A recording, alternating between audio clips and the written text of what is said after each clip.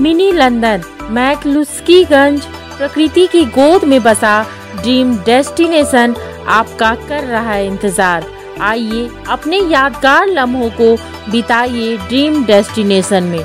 राजधानी रांची से महज 50 किलोमीटर दूर आपका अपना ड्रीम डेस्टिनेशन। विधायक प्रदीप यादव ने कहा है कि गुजरात के व्यापारियों को आगे करके देश में ईस्ट इंडिया की तर्ज पर शासन करने का आरोप लगाया है।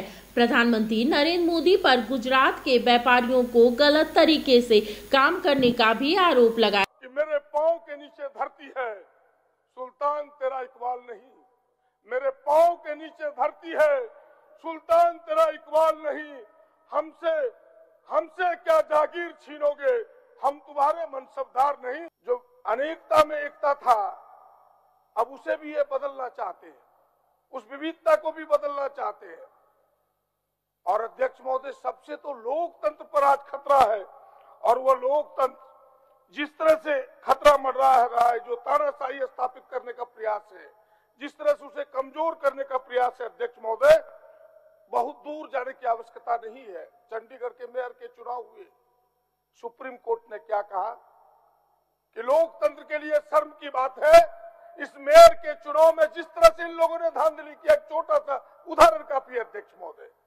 ये लोकतंत्र को दफन करना चाहते हैं, लोकतंत्र के मंदिर को कमजोर करना चाहते हैं। और उसके उदाहरण ये है कि वो लोग कहे तो कहां कहे, सड़क पर कहेगा तो ईडी सीबीआई उनको पकड़ के ले जाएगा। सदन में कहिए तो आपकी सदस्यता चली जाएगी। राहुल जी की सदस्यता इसका सबसे बड़ा उदाहरण है आदरणीय नेता का। उन्होंने क्या कहा था, उनका क्या कसूर था अध्यक्ष महोदय? उन्होंने तो केवल इतना ही कहा कि अडानी और मोदी जी में क्या संबंध है, ये हमें बताए। इतनी ही बात कही कि प्रधानमंत्री मोदी जी में दोनों में संबंध क्या है।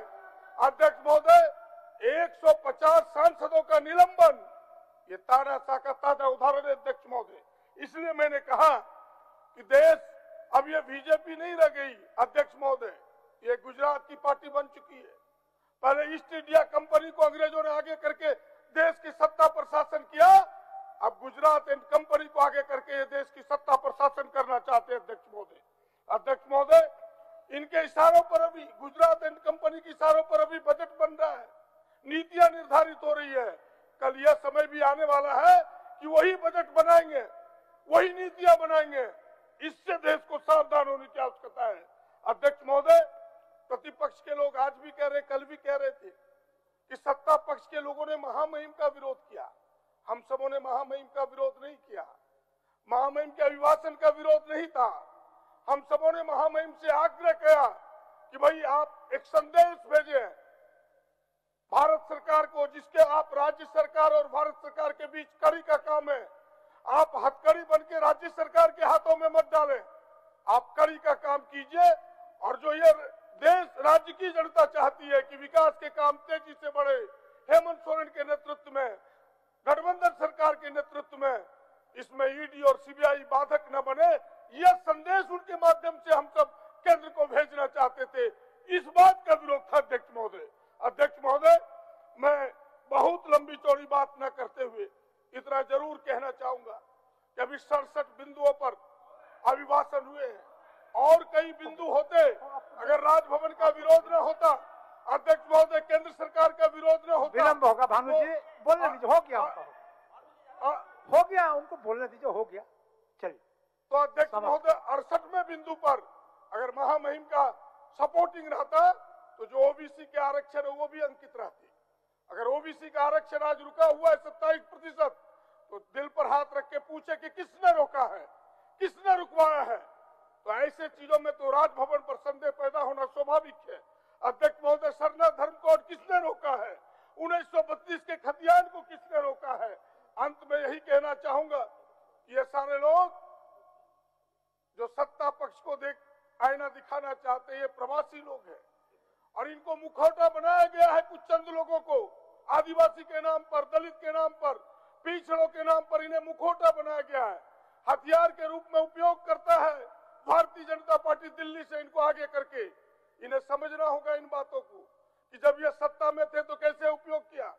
सीएनटी एसपीटी में बदलाव उसका उदाहरण है। इन्हें आगे आगे किया और CNT-SPT में बदलाव करके यहाँ के जमीन झारखंडियों को लूटने का प्रयास किसने किया? जरा याद कीजिए। अध्यक्ष महोदय, रांची विश्वविद्यालय का नाम, केवल 2 मिनट में, रांची विश्वविद्यालय का नाम अध्यक्ष महोदय किसके नाम पर पड़ा? श्यामा प्रसाद मुखर्जी।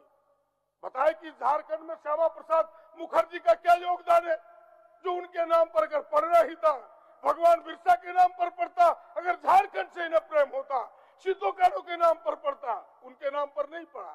ये है इनकी कहानी अध्यक्ष महोदय। इतनी ही नहीं, इनके कई उदाहरण है अध्यक्ष महोदय। चलिए, हो गया मान्य सदस्य। बस अंत में कर रहा हूं अध्यक्ष महोदय, जिस प्रकार से आज हेमंत जी ने बिना डरे, हमारे आदरणीय राहुल जी ने बिना डरे लोकतंत्र को बचाने के लिए, संविधान को बचाने के लिए, झारखंड के हक और अधिकारों को बचाने के लिए न्याय की लड़ाई छेड़ा है, हमें उसके साथ खड़ा होना होगा। इसलिए और पहला टेस्ट हम सबों ने कल दिया है कि हम सब एक हैं, झारखंडी मानसिकता के तमाम लोग एक हैं, इनके डराने और धमकाने से कोई डरने वाला नहीं है। जब टूटती है आस, जब थकती है सांस, जब रूठते हैं अपने, मुंह मोड़ता है जमाना, जब अंगड़ाई लेता है संकल्प, फिर बनती है कहानी, बनते हैं अनमिट निशान। देखिए मेरे साथ संघर्ष की दास्तान।